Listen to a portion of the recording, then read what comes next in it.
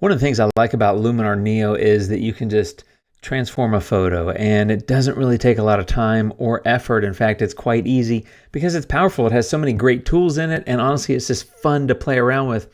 That's what I'm going to do in this video because I haven't been playing around very much in videos.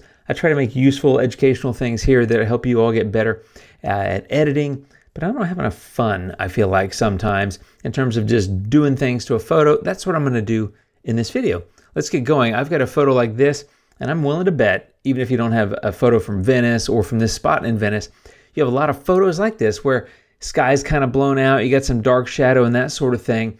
And there's a few things I like to do to kind of rectify that situation. And one of my favorites is to drop a single exposure into HDR Merge, because it does a great job of balancing out the light. Okay, so that's the base original raw file, unedited, and there it is after dumping it into HDR Merge. Now, it's not a true HDR, of course, because it's not multiple exposures blended, but this little tip does a lot for me in those photos where you have this light and you're just kind of like, I mean, try to recover the highlights. It's not going to look that great. You can bring up the shadows a bit easier, I think, and get away with it, but it's never great.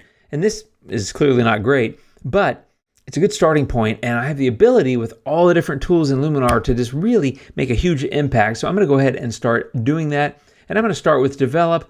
I do a little bit of contrast, maybe a little bit of highlights, a little bit of shadows, and I'm going to play with a tint a little bit because I feel like I would just much rather have a little bit more of that kind of magenta look. It's something I like, but I'm also, as you can see, kind of amplifying or accentuating that sunset feel in this photo. So before and after develop, and then I'm going to jump into super contrast as well. And this is just me balancing out the light. That's my 1-2 punch. Develop, or if it's a raw file, develop raw, but whatever. Develop first, and then super contrast. And then I usually go about 25. I just kind of click pretty close to 25. This is very not scientific, just to be clear. But then I move it around. I find that I'll often take my highlights a little bit to the left. You can see it's brightening those a little bit. Also, the midtones, I tend to go a little bit left. And then with the shadows, I tend to go a little bit right. I'm talking about on the balance sliders, by the way. So each of the contrast sliders, I do about 25, sometimes 30. And then the highlights and midtones balance, I usually go a little bit left and the shadows a little bit right. But let me show you what that did to the photo. Basic looking HDR, again, not a full HDR, but a tone mapped single exposure. That's probably a better way of saying it, but fairly flat. And now with one little bit of work, well, two, I guess, because I did do some things in develop. If you look at that, what super contrast has done, it took me from there to there, and that made a huge difference. And that's why I like super contrast so much. I just think it's a fantastic tool. Now, another fantastic tool is Structure AI, and I like to add structure to things like old brick buildings that are crumbling in Venice because it just looks really good. But the thing is, you got to mask it in. I don't want that structure in the water or the sky. So what I've done in the past is use a brush mask. Now, there's something called Object Select, which is great, and I love it. But I want to point out one of the challenges is as you hover over these buildings, you're getting a building at a time, a boat at a time. I don't really have a way to get like a whole entire bit of the photo, right? And so one of the things I like to do is actually grab the stuff I don't want, which is easily recognizable, like skies and water. Click those, go ahead and add the mask to that, and then you back up, you go to the mask action menu, and you just click invert. And in doing the inversion, my mask is now applied everywhere except skies and water. So what would have taken me quite a while to do the individual object select or the brush masking, took a couple of seconds, honestly, by just using the object select on the sky and water because it does a really good job of identifying those and then just inverting it. So something to think about, a little tip that'll save you a little bit of time. Now you would have noticed in the mask, it probably needs a little bit of refinement. You can do that with the brush. You just go in and doing a little erase around the edges. But Structure AI got that in place, and I see a spot in the sky which kind of makes me crazy sometimes. I'm going to go ahead and click remove spot so I can get rid of that. And what I normally do is often we'll just like remove structure from skies and water. I'm not going to do that in this photo. There's not enough texture in the sky to worry about smoothing it. And I don't really want to smooth the water because I like those reflections. They're pretty crisp and I think they look nice. So part of the fun in Luminar, as I said, is kind of reinventing the photos. And there's some great new tools like Water Enhancer AI that give you the ability to come in and do some really cool stuff. So I'm going to come in and do some really cool stuff, which is just create a little bit more blue in that water. I just want to refine that a little bit and maybe pull that down a tiny bit, maybe pull, I think maybe about like that. I love that it'll quickly, automatically just identify water that fast. And you'll notice there's no masking on this tool because it does the identification for you, and you can't select anything but water because there's no masking. From what I can tell, it's essentially grabbing the same thing that Object Select AI would grab. Maybe it's using the same intelligence. I don't know. I don't make software.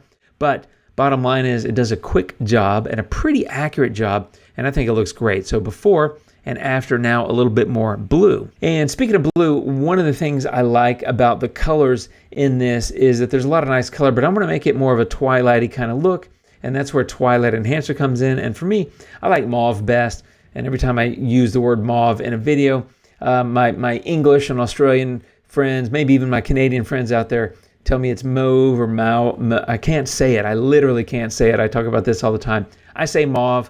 I'm a dumb American. I can't help it. But what you can see is that I'm getting a nice tonal shift in the overall look of the photo without really doing very much. And so I'm going to do a tiny bit warmer there. I'm going to leave the tint the way it is. The dawn, I like to lift that a little bit. You see how that's lifting from the horizon, that warmth, a little bit further up into the sky. So if I go left, it's a little bit further down below, kind of almost behind the building. I like to go to 100, and sometimes I'll add a little bit more tint. That's a personal preference. Well, all of this is a personal preference technically, but you know what I'm saying. I'm just kind of playing around and satisfying my sensibilities here, if you will. Shade, I'm going to take that down. It's going to lift that a little bit. If you look at that before shade, and then you drop it down, I'm going to like -95 or something. That's giving me a little bit more light. So I'm getting a lot of that twilight feel in kind of the mood and the color without getting all the darkness. You notice that it was pretty dark when I started, but I also lift that exposure slider, which I love having. This Twilight Enhancer is so fun. And I'm not like trying to fake that there's a sun. I mean, it was a time of day. The sunset was behind that building, but the sun never hit between those, and it wasn't a great sky. So it's kind of a blah photo. So I'm having a little bit of fun with it, let's be honest. The other thing is in water, I think I'm going to take this up a little bit. So maybe about 50 there. But let me show you what Twilight Enhancer has done to my photo, because this tool is so fun and so useful. There it is before, and there it is now. I got kind of that mauve, whatever effect, a little bit of that warmth that I like without really overdoing it. And I think that looks really good. Now, I'm going to try something else, which is golden hour, which I did not plan to use in this video. It's not in my notes, but hey, we're making it up. We're all friends here. Nobody cares. I'm just going to try it, and I like it. 17. I think I'm going to go across the whole photo, before and after. It's a little bit more warmth. The twilight effect was very subtle, as you could see, because I brightened so much of it, and some of that Twilight Enhancer is about adding that darkness and creating that twilight kind of atmosphere. But I brightened that a little bit, and I added a little bit of warmth here. I like that. So I'm going to go with that. And while I'm down here doing things that I like, I'm going to use Mystical, which I love. And I like to apply it to scenes to give a little bit of a feeling, a little bit of mood. I hate to use the word mood because the LUT tool is called mood, but it helps create a mood if you look at it. So before and after. But one of the things that I'm not always super excited about is because it applies everywhere, I don't always like it everywhere, and I like to find a way to do it a little bit more subtly, and that's where luminosity masking comes in. And one of my favorite things to do with luminosity masks is to just compress that mask into mostly the mid-tone area, which makes up, a fair amount of the photo. If you look at the histogram, you can kind of see that there's, a fair amount of mid-tones in this image. And then I like a generous fade. I'm all about that fade or that feather, that transition zone, kind of that smoothing. And then I'll often take my luminosity mask and just drag it around. I'm gonna go about like that. If I go this far, I'm getting out of the shadows, and I like what it does to the shadows, and I'm getting too far into the highlights. So I like it in the midtones. If I go this way, I'm getting too much into the shadows. So I'm going to stick with the midtones, I think, kind of right down the middle on midtones. And now I've got a little bit more subtle effect before and after. Just adds a tiny little bit of mood, a little bit of darkening, a little bit of contrast. Now I'm going to go back into masking because I like that mask I just created. I'm going to click copy. And one of the things I like to do to wrap up a photo, and you've seen me do this before if you've been here before, is go to Accent AI and just use a luminosity mask in the midtones. So the same mask I just used, paste. Let me show you. There's the mask. And then just slap a little Accent AI on it for a little bit of kick. Accent AI is a great tool. I use it all the time, but I'm always trying to be careful with it because it does a lot. Color, light, contrast.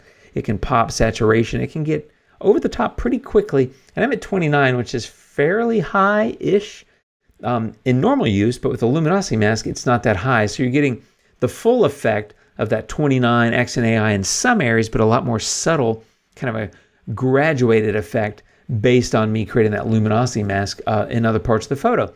So Accent AI, or before Accent AI and after Accent AI. And that, my friends, is a full edit. That's fun. I hope you're having fun out there editing with Luminar Neo or whatever editor you're using, whatever photo you're working on. There's so many great tools available to us, so many fun things you can do. And this is not necessarily my end-all, be-all, final version of this photo, but I like it. And it took, just a few minutes. If I wasn't talking, this would be like a 5-minute transformation. But the point is, you have that power at your fingertips in Luminar. Take advantage of it. Have fun. Let me know if I can answer any questions for you.